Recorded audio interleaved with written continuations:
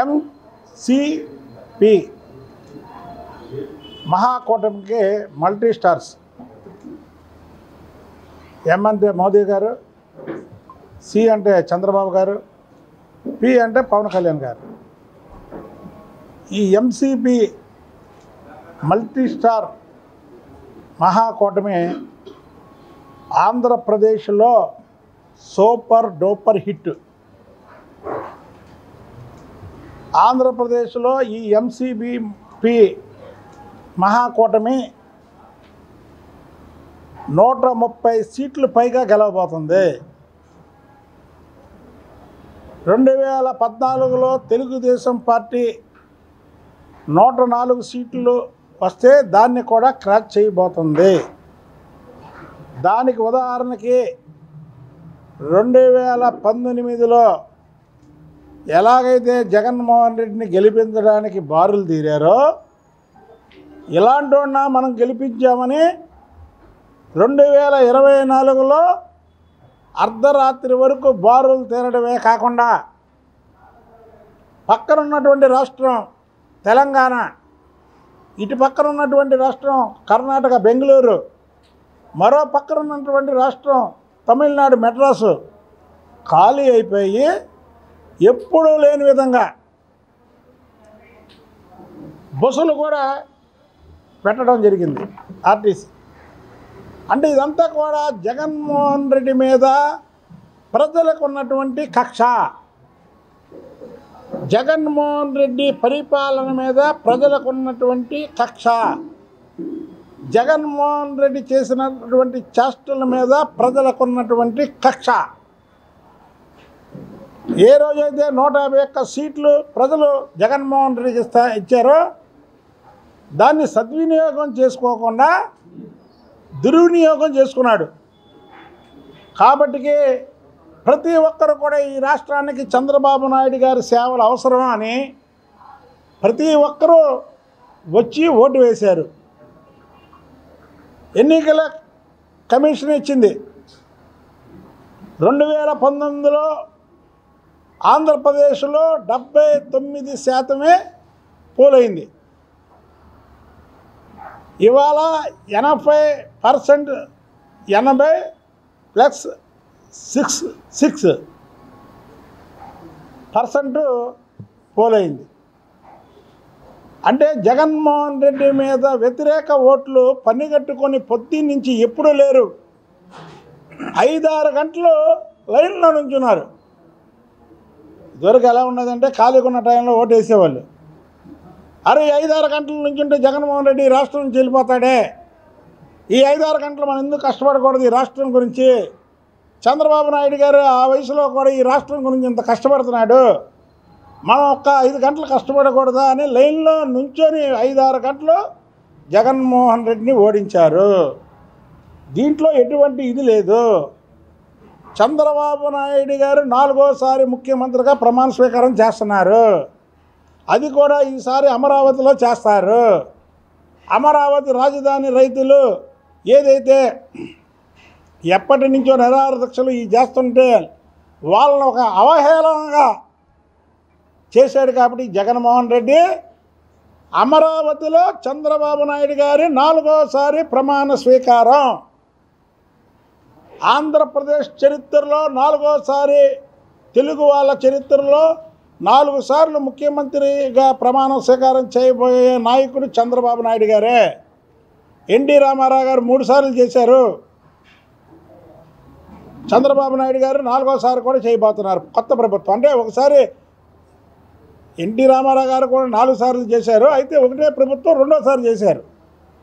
కానీ చంద్రబాబు నాయుడు గారు ముఖ్యమంత్రిగా 4వసారి ప్రమాణ స్వీకారం చేయబోతున్నారు.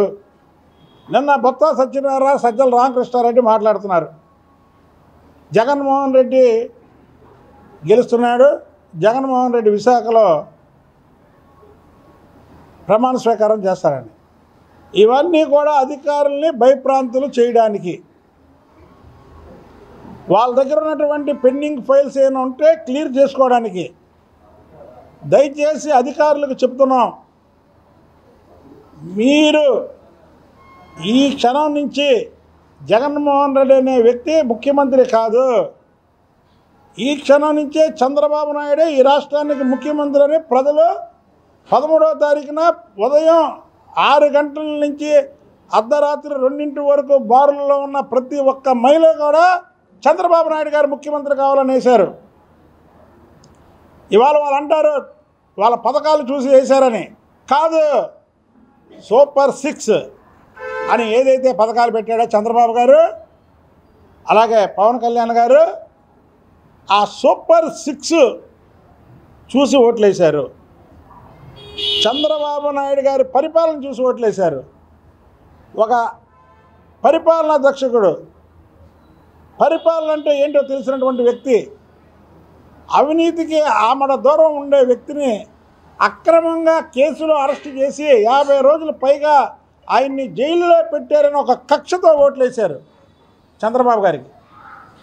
ఇవన్నీ కూడా తెలుగుదేశం పార్టీకి ప్లస్. ఇంకో విషయం చెప్తున్నా, చంద్రబాబు నాయుడు గారు బీ ఫారం ఇచ్చిన వాళ్ళు కొంతమంది చంద్రబాబు నాయుడు గారికి నేను గిఫ్ట్ ఇస్తాను అంటున్నారు. తప్పు. చంద్రబాబు నాయుడు గారు బీ ఫారం ఇచ్చిన ప్రతి ఒక్కరికి చంద్రబాబు నాయుడు గారే గిఫ్ట్ ఇచ్చారు. సైకిల్ మీద గుద్దే ప్రతి ఒక్క ఓటు చంద్రబాబు నాయకత్వాన్ని నమ్మి వేసిన వాళ్ళే, మళ్ళా నమ్మి కాదు. ఇక్కడున్న ఏ ఒక్క వ్యక్తికి బీ ఫారం ఇచ్చినా నేను ఎప్పుడో చెప్పా, అసెంబ్లీలోకి వెళ్ళేవాళ్ళు మనందరం కూడా చంద్రబాబు గారి నాయకత్వం మీద పైకి వచ్చేవాళ్ళమే తప్ప మన నాయకత్వం మీద చంద్రబాబు గారు పైకి రావడం కాదు. నారా కుటుంబం కూడా దీనిలో చాలా కీలక పాత్ర పోషించారు. ఈ రాక్షస పరిపాలన అంతమొందించడం కోసం ఎప్పుడూ రోడ్డు మీదకి రానటువంటి భువనేశ్వరి గారు, ఎప్పుడూ రోడ్ల మీదకి రానటువంటి బ్రాహ్మణి గారు కూడా రోడ్ల మీదకి వచ్చి దాదాపు సంవత్సరం కాలం పైగా ప్రజల మధ్యలో ఉండి పార్టీని చాలా బలోపేతం చేసినటువంటి కుటుంబం అది. ఎప్పుడైతే జగన్మోహన్ రెడ్డికి 151 సీట్లు వచ్చినాయో తెలుగుదేశం పార్టీ పని అయిపోయింది, ఇంక తెలుగుదేశం పార్టీ ఏముంది అని ఈ పార్టీలో అనిపించిన నాయకులే చాలామంది బయటికి పోయారు. కానీ ధర్మం గొప్పది. చంద్రబాబు నాయుడు గారి నిజాయితీ గొప్పది. ఆయన వంటి చేత్తో ఆయన కుటుంబం కూడా ఈసారి ఎప్పుడూ చంద్రబాబు నాయుడు గారే ఈ రాష్ట్రం గురించి పోరాటం చేసేవాడు. కానీ ఆ ఇంట్లో ఉన్నటువంటి నలుగురు కూడా 4 దిక్కులు, చంద్రబాబు నాయుడు గారు, భువనేశ్వర్ గారు, లోకేష్ బాబు గారు, బ్రాహ్మణి గారు, నలుగురు 4 దిక్కులకు వెళ్ళి ఈ ప్రజలను రక్షించాలి, మా ప్రజల్ని రక్షించుకోవాలి అని నలుగురు 4 దిక్కులు, 4 దిక్కులు అంటాను చూసారా, ఆ 4 దిక్కులకు వెళ్ళి ప్రజలకు వివరించి ఇవాళ పార్టీని నిలబెట్టడం కోసం కాదు, వాళ్ళు పార్టీ అయిపోయిందని పారిపోయిన వాళ్ళ గురించి కాదు, రాష్ట్రాన్ని బాగు చేయడం కోసం ఏదైతే ఎన్టీ రామారావు గారి దగ్గర నుంచి చంద్రబాబు నాయుడు గారి వరకు ఈ రాష్ట్ర ప్రజలు బ్రహ్మరథం పట్టారో, ఈ రాష్ట్రంలో చంద్రబాబు నాయుడు గారికి దేశ విదేశాల కీర్తి ప్రతిష్టలు పెంచారో ఆ ప్రజల్లో పాడవకూడదు, ఈ ప్రజల్ని మేము బాగు చేయాలనే ఒకే ఒక ఉద్దేశంతో ఆ నలుగురు కూడా 4 దిక్కులుగా వెళ్ళారు. ఇవాళ ఈ విజయానికి తెలుగుదేశం పార్టీ ఎంత బలంగా ఉండడానికి మాత్రం వాళ్ళ కుటుంబ సభ్యులే కారణం. చంద్రబాబు నాయుడు గారు, భువనేశ్వరి గారు, లోకేష్ బాబు గారు, బ్రాహ్మణి గారు. అలాగే ఏ రోజైతే చంద్రబాబు నాయుడు గారు జైల్లో ఉంటే పవన్ కళ్యాణ్ గారు లోపలికి వెళ్ళి బయటకు వచ్చి బేషరతుగా సీట్లన్నీ, పొత్తులేంటి, ఎక్కడెక్కడ ఏ సీట్లు ఏం లేకుండా చంద్రబాబు నాయుడు గారు లాంటి వ్యక్తిని అక్రమ కేసులో లోపల పెడతారా అని బయటకు వచ్చి బేషరతుగా ఎప్పుడైతే మద్దతు ఇచ్చాడో పవన్ కళ్యాణ్ గారికి కూడా ధన్యవాదాలు తెలుపుతుంది. దొంగలు ఒకటవుతారు, నిజాయితీ పరులు ఒకటవుతారు. చంద్రబాబు నాయుడు గారు నిజాయితీపరుడు, పవన్ కళ్యాణ్ గారు నిజాయితీపరుడు కాబట్టి ఏం మాట్లాడుకోవాలా, చర్చలు లేవు, ఏమి లేవు. బేషరతుగా మద్దతు ప్రకటించాడు. పవన్ కళ్యాణ్ గారికి కూడా మేము ధన్యవాదాలు ప్రకటిస్తున్నాము.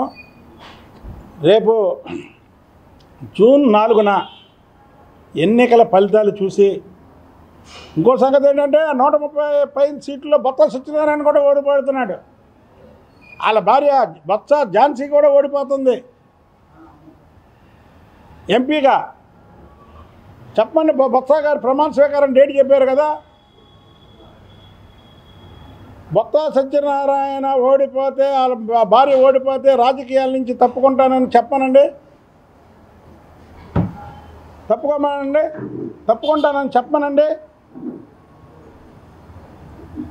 అది అంతేగాని ఏదో ఈ 4 రోజులు మభ్య పెట్టడానికి, ఈ 4 రోజులు అధికారులను భయపెట్టి ఏదన్నా చిన్న చిన్న ఫైల్స్ ఉంటే సంతకాలు పెట్టించడానికి కాదు. ఈ రాష్ట్ర ప్రజల బాగుకే రాష్ట్ర ప్రజలు తీసుకున్నటువంటి నిర్ణయం, చంద్రబాబు నాయుడు గారు అయితేనే ఈ రాష్ట్రాన్ని బాగు చేస్తాడనే ఒకే ఒక తలంపుతో ఉదయం 6 గంటల నుంచి రాత్రి 2 వరకు కూడా ప్రజలు లైన్లో ఉన్నారు. ఇది చంద్రబాబు నాయుడు గారికి ప్రజలు ఇచ్చినటువంటి గిఫ్ట్ కాకుండా, ప్రజలు మమ్మల్ని కాపాడండి, మనం ఆపద వచ్చింది భగవంతుడా అని కోరుకుంటాం. మనకు ఆపద వచ్చినప్పుడు ఏం చేస్తాం? భగవంతుని కోరుకుంటాం. అలాగే ఆంధ్ర రాష్ట్ర ప్రజలు ఇబ్బందుల్లో ఉన్నారు, బాధల్లో ఉన్నారు. ఇవాళ ఎవరికి ఉద్యోగ అవకాశాలు లేవు, ఇల్లు గడవడం కష్టంగా ఉంది. ఈయనేదో సంవత్సరానికి 10,000 15,000 ఇస్తే ఆ డబ్బులతో ఇల్లు గడుస్తుందా? ఆయన అనుకుంటాడు జగన్మోహన్ రెడ్డి, నేను ఇచ్చే పథకాలతో వీళ్ళకి ఇల్లు గడుస్తుందని. ఎవరికైనా గడుస్తుందా? నెలకు ఒక 20,000 30,000 వాళ్ళకి సంపద ఉంటే గడుస్తుంది. కానీ నువ్వు సంపదని నాశనం చేసి నువ్వేదో భిక్ష ఇచ్చినట్టు ఇస్తే ఎలాగా? అంటే నీ జగన్మోహన్ రెడ్డి ఆలోచన ఏంటంటే, పేదవాళ్ళు ఎవరూ సంపాదించుకోకూడదు, నేనిచ్చే దీంతోనే బతకాలి, చాలని కడుపుతో. ఒక్కడు చెప్తున్నాం, చివరికి కోటికి ఒక్కడే పడతాడు చంద్రబాబు నాయుడు లాంటి వ్యక్తి. అలాంటి వ్యక్తుల కోసమే సూర్యుడు చంద్రులు వస్తారు.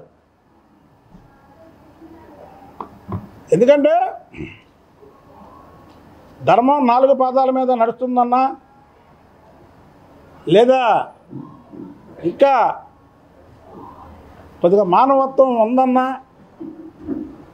ఇలాంటి మంచి వ్యక్తుల వల్లే అని తెలియజేస్తూ, ఇక ఎంతకంటే విమర్శించడానికి ఏంటంటే వాళ్ళ విమర్శలకి తావు లేకుండా వాళ్ళేదో మేకపోతు గాంభీర్యం ప్రదర్శిస్తున్నారు. సజ్జల రామకృష్ణారెడ్డి, బొత్స సత్యనారాయణ, అనిల్ కుమార్ యాదవ్ వీళ్ళందరూ ఇవన్నీ మేకపోతు గాంభీర్యాలు. ఈ 10 రోజులు 15 రోజులు వాళ్ళకి పెండింగ్లో ఉన్న పనులు పూర్తి చేసుకోవడానికి తప్ప అవి ఏం కాదు. 130 సీట్లు పైగానే మహాకూటమి అధికారంలోకి వస్తుంది.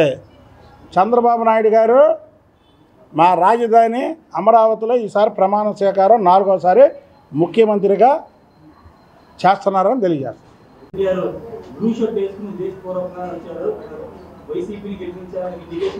నిజం చెప్తున్నాను. మరి దాని మీద కామెంట్ ఏదైనా ఉంటే ఆయన్ని అడగండి. అది ఇది ఒకటేనండి, చంద్రబాబు నాయుడు గారి చరిష్మా, చంద్రబాబు నాయుడు గారి చరిష్మా ఎన్టీ రామారావు గారితో, కీర్తిశేషులు నందమూరి తారక రామారావు గారి తర్వాత ఈ పార్టీకి చంద్రబాబు నాయుడు గారి చరిష్మానే. చంద్రబాబు నాయుడు గారి చరిష్మా ముందు ఎవరిది పనికిరాదు. ఓపెన్గా చెప్తాం, ఇందులో చంద్రబాబు నాయుడు గారి చరిష్మా ముందు ఎవరిది పనికిరాదు. ఎవరు ఎన్ని చెప్పుకున్నా సరే చంద్రబాబు నాయుడు గారు చెప్పాను కదా, కోటికి ఒకటే పడతాడు చంద్రబాబు నాయుడు. అలాంటి వ్యక్తుల కోసమే మనకి కావాలంటే వాళ్ళిద్దరు రావాల్సిందే కదా. వాళ్ళిద్దరు రాకపోతే మొత్తం వెళ్తున్నారు. ఓకే బ్రదర్, మనకు 10,000 15,000 ఇచ్చి సంవత్సరాల్లో దాని మీద బతకండి, మీకు అసలు పనులు లేకుండా, కార్మికులకు పనులు లేకుండా, లేదా ఉద్యోగస్తులకి ప్రతి ఒక్కరూ తెలుగుదేశానికి వేశారు, ఓటు మహాకూటమికి వేశారు. అదే వాళ్ళు ఏ వర్గాలు హ్యాపీగా ఉన్నాయండి. మేము ఒకటే చెప్తున్నాం, మీరు జూన్ 4వ తారీఖున చూడండి. ప్రజలు బారులు తీరి జనాల్లో ఉండడం మాత్రం జగన్మోహన్ రెడ్డికి బుద్ధి చెప్పడానికే, చంద్రబాబు నాయుడు గారిని ముఖ్యమంత్రిని చేయడానికి. వాళ్ళకి రెండో ఎజెండా లేదు. అరే తెలంగాణలో ఎలక్షన్ ఉంది కదా, అక్కడ ఓటు కంటే ఇక్కడ ఓటు ముఖ్యమని వచ్చారు జనం. పక్కన తమిళనాడు ఖాళీ అయిపోయింది, కర్ణాటకలో బెంగళూరు ఖాళీ అయిపోయింది. ఒక వ్యక్తిని ఓడించడానికి, జగన్మోహన్ రెడ్డిని ఓడించడానికి, చంద్రబాబు నాయుడు గారిని పీఠం మీద కూర్చోబెట్టడానికి మహానగరాలు, మామూలు సిటీలు అయ్యి ఇవాళ హైదరాబాదు, చెన్నై, అలాగే బెంగళూరు భారతదేశంలోనే పెద్ద సిటీలు అయ్యి ఆ సిటీలే ఖాళీ అయిపోయినాయండి. జగన్మోహన్ రెడ్డిని ఓడించడానికి, చంద్రబాబు నాయుడు గారిని గెలిపించడానికి. ఎంతకంటే ఉదాహరణ ఏముంది? వీళ్ళేంటంటే మేకపోతే గాంభీర్యం ప్రదర్శిస్తున్నారు నిన్న నుంచి. పశ్చిమలో 40,000 మెజార్టీతో గెలుతున్నాడు, 20,000 పైన మెజార్టీతో సుజనా చౌదరి గారు గెలుతున్నాడు. ఇక్కడ కాదు అక్కడ కాదు, మహాకూటమికి ఎక్కడైనా వేశారు ఓట్లు. నేను చెప్పే అంకి తక్కువ, మీరు చూడండి. రిజల్ట్ చూశాక ఇంకా ఆశ్చర్యపోతారు. రిజల్ట్ చూశాక ఇంకా ఆశ్చర్యపోతారు మీరు. Thank you sir. ఓకే.